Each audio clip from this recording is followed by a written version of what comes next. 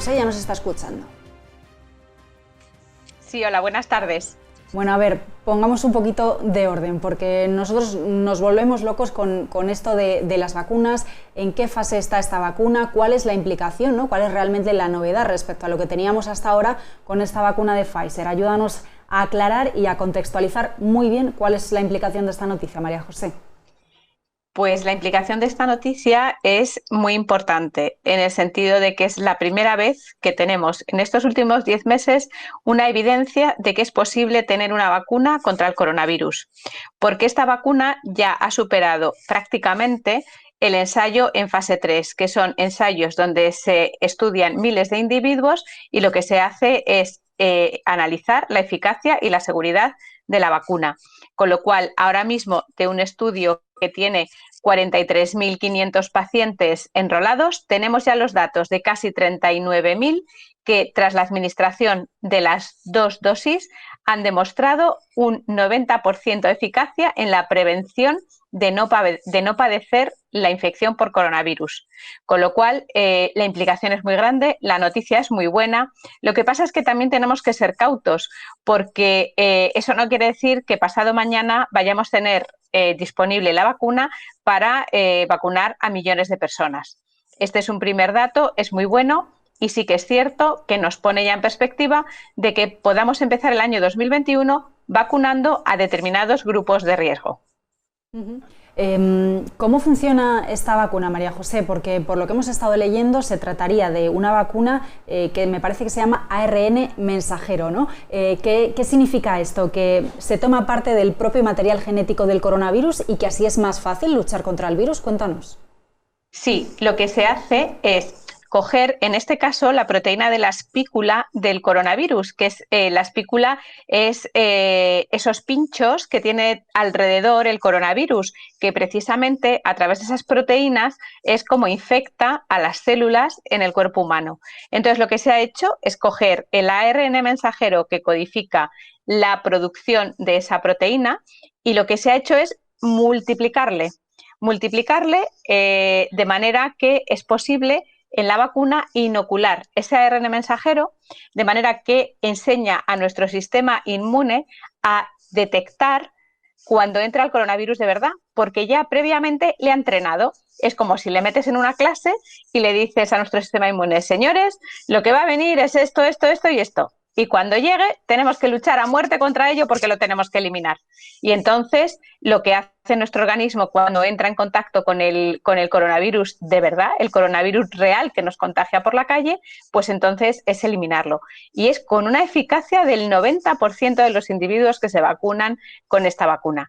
¿Qué peculiaridades tiene? Es la primera vez en la historia que se desarrolla una vacuna con esta tecnología, porque esta no es la base de la tecnología de las vacunas clásicas. Esta es tecnología que se utiliza para desarrollar fármacos oncológicos y que por primera vez se puso de alguna manera en la mente de los científicos si esto podría ser útil para desarrollar una vacuna en un corto espacio de tiempo. Y bueno, pues la verdad es que esa ha sido la realidad. Solamente están esta vacuna de Pfizer-BioNTech y la de Moderna son las dos únicas que tienen esta tecnología del ARN mensajero. Recordemos que BioNTech es una empresa de desarrollo de fármacos oncológicos y precisamente fue a su CEO al que se le ocurrió y a su equipo de científicos al que se le ocurrió de utilizar esta técnica. Bueno, además de esa técnica, ¿no? que supone la principal diferencia con otras vacunas que también se están realizando, ¿qué más diferencias podríamos encontrar entre la vacuna de Pfizer-BioNTech y el resto del mercado? No sé si podemos hablar de precios, de condiciones, ¿no? Porque me parece que otro de los puntos de la vacuna de Pfizer es la conservación, el tema del frío, que también está dando mucho que hablar esta semana. Sí, tenemos, como en todo, tenemos pros y cons, ¿no? Y luego también hay un tema de precio. Como cosa positiva, lo que tenemos es que mediante esta tecnología es mucho más rápido producir grandes cantidades de vacuna, lo cual quiere decir que poniendo todos los recursos necesarios de fabricación podríamos alcanzar una producción masiva, que al final es lo que necesitamos en estos momentos. Como contra, pues sí, lo que tiene es que es una vacuna que necesita una conservación entre menos 70 y menos 80 grados centígrados. Eso quiere decir que hay unos requerimientos tanto de transporte como de almacenaje. Y a día de hoy, si pensamos en los países de la Unión Europea y España, no estamos preparados para disponer de grandes espacios de almacenaje o de medios de transporte que nos permitan asegurar la cadena de frío, porque recordemos que para que la vacuna mantenga su eficacia necesita mantener toda la cadena de frío hasta que llega al paciente, y ese es un gran reto. Entonces sí que es cierto que empresas de transporte como UPS ya hace meses que se ha puesto a trabajar en este sentido, creando grandes almacenes con refrigeradores que llegan a medir hasta 2 metros, con alta capacidad de mantenimiento, tanto a entre menos 70 y menos 80 grados o como entre 2 y 8 grados, que es habitualmente la temperatura de conservación clásica de las vacunas. Y luego, claro, también entramos en otro tema, que es el precio. Hemos oído también estos días que, por ejemplo, la vacuna de AstraZeneca tendría un precio de mercado inferior a los 3 euros, y estamos hablando de que esta vacuna de Pfizer-BioNTech estaría alrededor de los 17 euros. Hay cosas importantes, y una de ellas es la fabricación. Es decir, por un lado podemos fabricarla más rápidamente, pero por otro lado necesitamos una tecnología que a día de hoy no está ampliamente desarrollada y que requiere unos estándares muy estrictos para que realmente se pueda producir. Y todo ello es lo que lleva también la relación del precio que puede tener una vacuna. Evidentemente, como todo, habrá unos precios de salida. También va a haber una intervención importante de los gobiernos para facilitar el que esto llegue a los pacientes.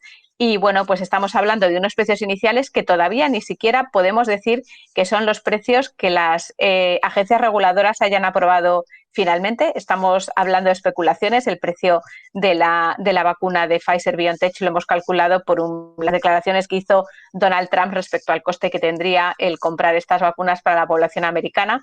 Pero bueno, finalmente no tenemos aún los precios, pero sí que podría haber esas variaciones o incluso mayores. A lo mejor llega la vacuna de Moderna y es aún mayor. Todo depende muchísimo de la tecnología principalmente, es lo que determina más el precio.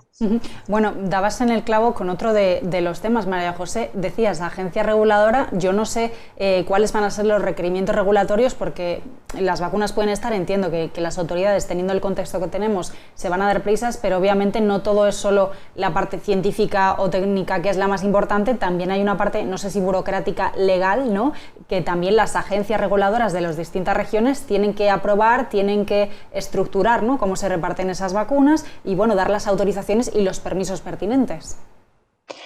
Pues mira, en este caso, igual que de alguna manera la ciencia ha sido capaz de desarrollar una vacuna en 10 meses, ¿no?, porque son las fechas desde que BioNTech empezó con los primeros ensayos y luego se alió con Pfizer, ¿no? También lo que ha ocurrido es que ha habido una monitorización constante de estas vacunas, como es el caso de la que hoy nos trae aquí, pero también ocurre con la de AstraZeneca, y es que ha habido un seguimiento continuo de las agencias reguladoras de cada paso que se daba dentro del desarrollo de las vacunas, de manera que ahora mismo, cuando alrededor de la tercera semana de noviembre estén todos los datos terminados de la vacuna de Pfizer-BioNTech, pues básicamente ese seguimiento ha sido tan estrecho que las agencias reguladoras ya prácticamente podrán tener la decisión tomada.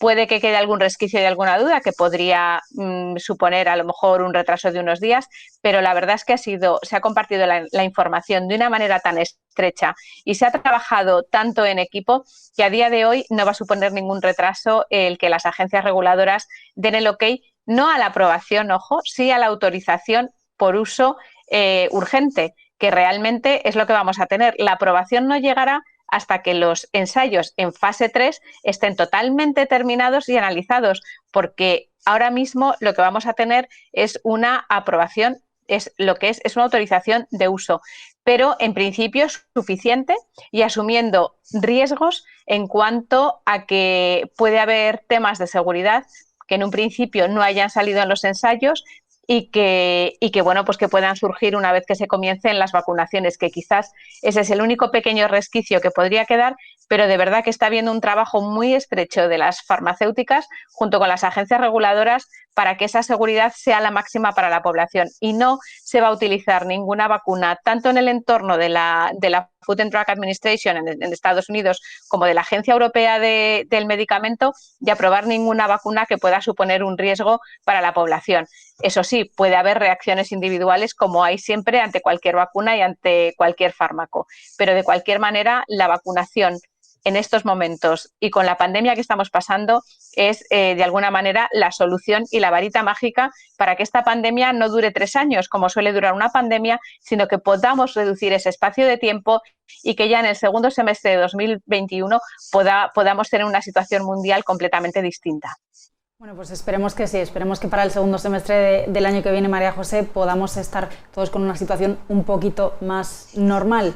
Así funcionan las vacunas, todas las claves sobre la vacuna de Pfizer, la diferencia con las vacunas de otras empresas, los precios, la regulación, todo muy claro. Una gran explicación que, por cierto, se podrá consultar en nuestro canal de YouTube para quienes hayan llegado con la entrevista a medias o quieran repasar esta información, que bueno, es compleja, pero ha quedado muy bien explicada. María José, muchísimas gracias por acercarnos, bueno, pues la teoría y la práctica de lo que está sucediendo con las vacunas. Muy buenas tardes.